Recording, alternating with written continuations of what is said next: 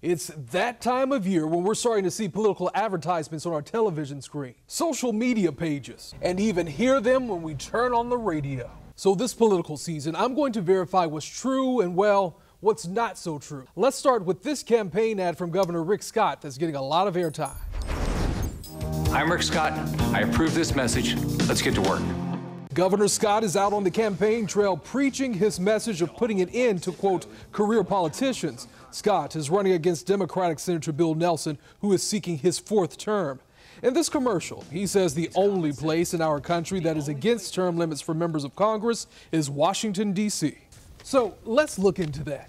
I found a Gallup poll from 2013 that shows most Americans, 75% to be exact, would vote for term limits for members of both houses of Congress. Another national poll I found, conducted this year by McLaughlin and Associates, 82% of voters surveyed approve of a constitutional amendment to place term limits on members of Congress. So, Governor Scott could be right, but what are the chances he could actually make it happen? In Washington, they say term limits can't be done.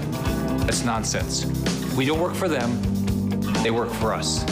I'm Rick Scott. I approve this message. Let's get to work. Well, Governor, it's going to take a lot of work because of a Supreme Court vote in 1995.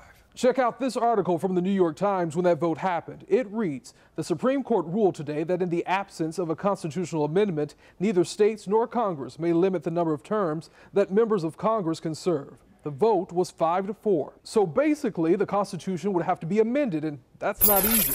I went to University of North Florida political expert Dr. Michael Bender to explain. You need a constitutional amendment, which would require 2/3 of each House of Congress to agree to limit the amount of time that they can serve in their job. Then you would need 3/4 of the states to ratify it.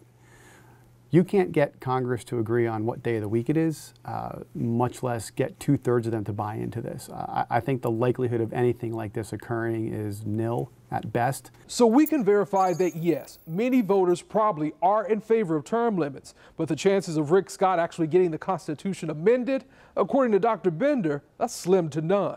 If you have a political ad you would like for me to verify, just email me at austin@firstcoastnews.com.